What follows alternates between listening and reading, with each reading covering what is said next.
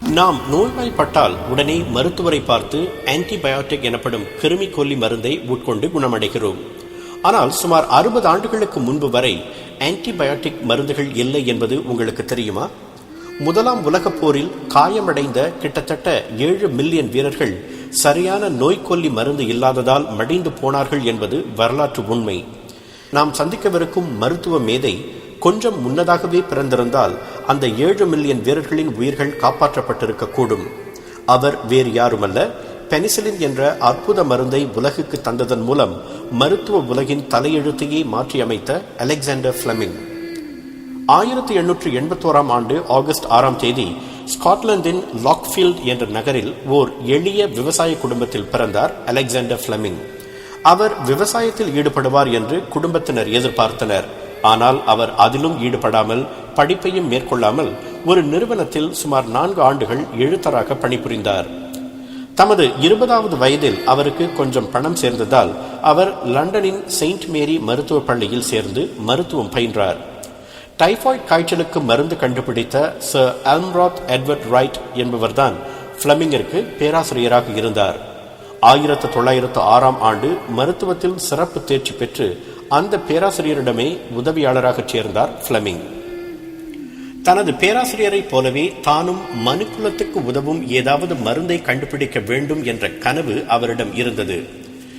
Bacteria கிருமிகளை பற்றி ஆராயத் தொடங்கினார். முதல் உலகப் போரில் அவர் இராணுவ மருத்துவ குழுவில் ஒரு கேப்டனாக இருந்த போது சரியான மருந்து இல்லாமல் மடிந்து போன போர் வீரர்களின் நிலை அவரை சிந்திக்க வைத்தது.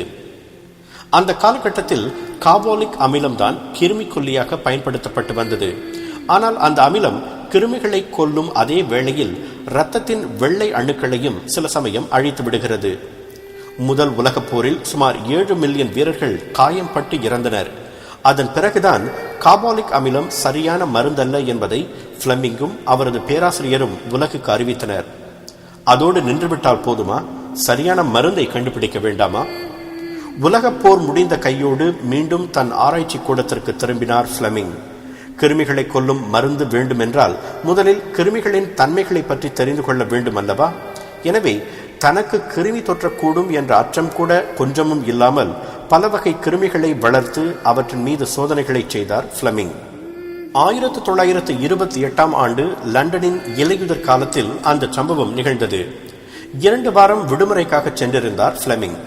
விடுமுறைக்கு செல்லும் முன் அவர் ஒரு ஆய்வுக்கூட வட்டில் ஸ்டாஃபிலோகாக்கஸ் என்ற கிருமியை சேமித்து வைத்துவிட்டு சென்றார்.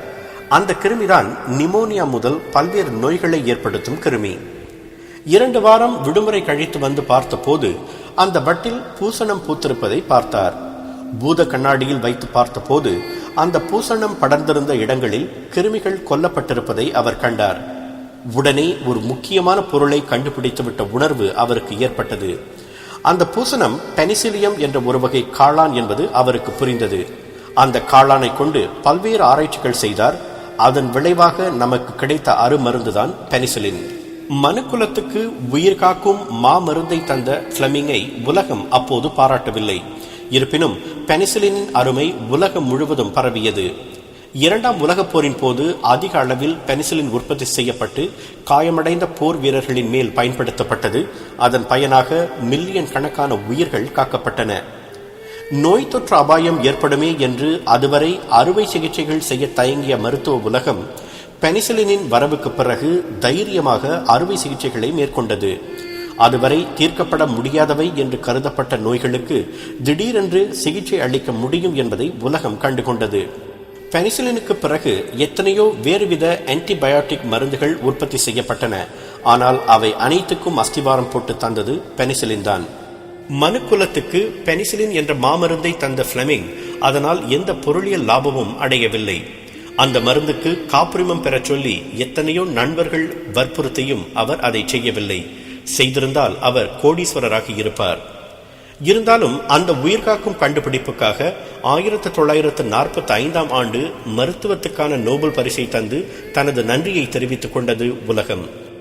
ஒரு மனிதனின் விடாமுயற்சியால் கடந்த 1 நூற்றாண்டில் மட்டும் எண்ணிலடங்கா உயிர்கள் காப்பாற்றப்பட்டிருக்கின்றன.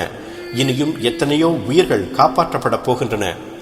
உயிர் விலை மதிக்க முடியாதது என்றால் அந்த உயிரை காக்கும் எந்த கண்டுபிடிப்பும் அதைவிட விலை மதிக்க முடியாதது அல்லவா?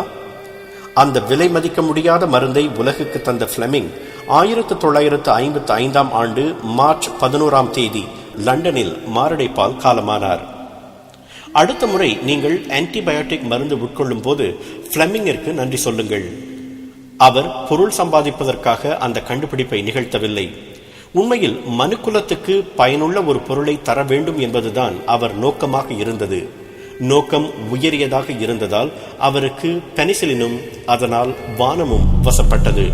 உங்கள் வாழ்க்கையிலும் நோக்கம் உயரியதாக இருந்தால் வானம் வசப்படாமலா போகும்?